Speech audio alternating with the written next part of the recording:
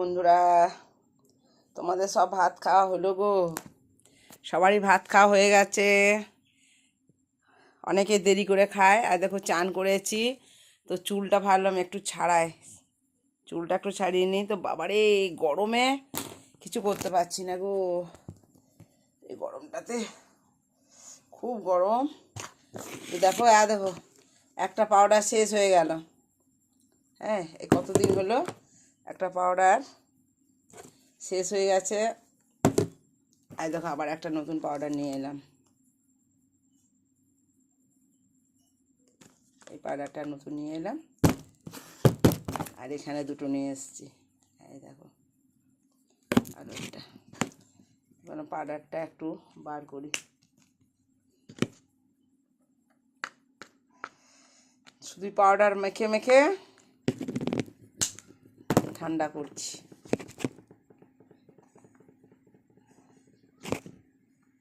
কি গরম, কি গরম, উফ।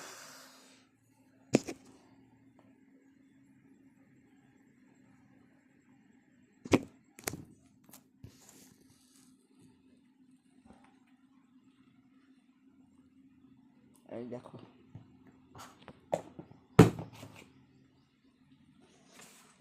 গরমে থাকতে পারছি না গো। সব সময় এত গরম, বাপরে বাপরে। ঠিক আছে বন্ধুরা, এবার একটু ভাত খাওয়া হয়ে গেল, এবার একটু বসি।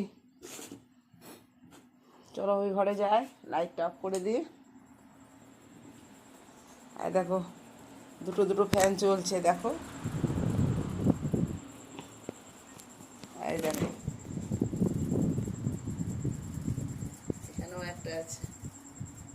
এই দেখো, ডবল ডবল ফ্যান চলছে, তাও আর গরমটা যাচ্ছে না।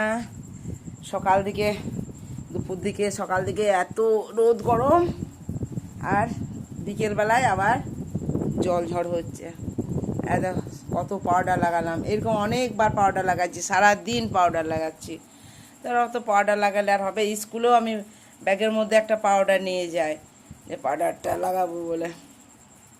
ভাত খেতে পারি নাই আজকে, অবশ্য একটু পান্তা ভাত খেয়েছি বলে গরম ভাত খেতে পারলাম না। কিন্তু আম পোস্ত যে করেছি, আম পোস্তটা আহা, কি সুন্দর হয়েছে আম পোস্তটা খেতে। তোমরা বলবে তুমি রান্না করেছো আর তুমিই বলছো খেতে ভালো হয়েছে। না, আমার ছেলেটাও বলেছে যে খেতে কিন্তু দারুণ হয়েছে মা।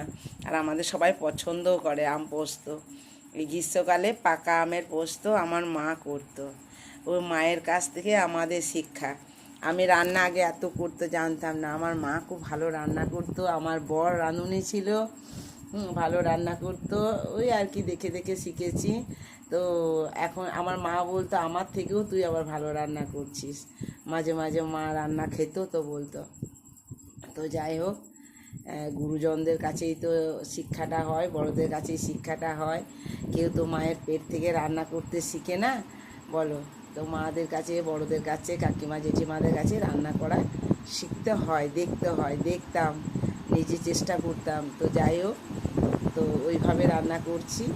আমার কোনো স্টাইলের কোনো রান্না নয়, আমার এরকম নিজে ঘরোয়া রান্না। খেতে কিন্তু বড্ড ভালো লাগে, পেট খারাপ হয় না, অথচ খুব টেস্টিও হয় খেতে। ঠিক আছে, তো আজকে আম পোস্তটা খেলাম, খেতে ভালোই লাগলো। ওই আম পোস্তটাই খেয়েছি, আর অল্প ভাত খেয়েছি, গরম ভাত আমি খেতে পারিনি আজকে। যে বেলা করে পান্তা ভাত খেয়েছি বলে আর খেতেও পারলাম না। আর কলাইয়ের ডালটাও একটু খেয়েছি। হ্যাঁ, আর দইটা খাইনি। দই আমার এখনও রাখা আছে, দইটা খাবো, পরে খাবো, বিকেলবেলায় দইটা খাবো। এগুলো জ্বলছে হাত পাগুলো একদম। ঠিক আছে বন্ধুরা, আমার তো ভাত খাওয়া হয়ে গেল, একটু বসলাম গরমে।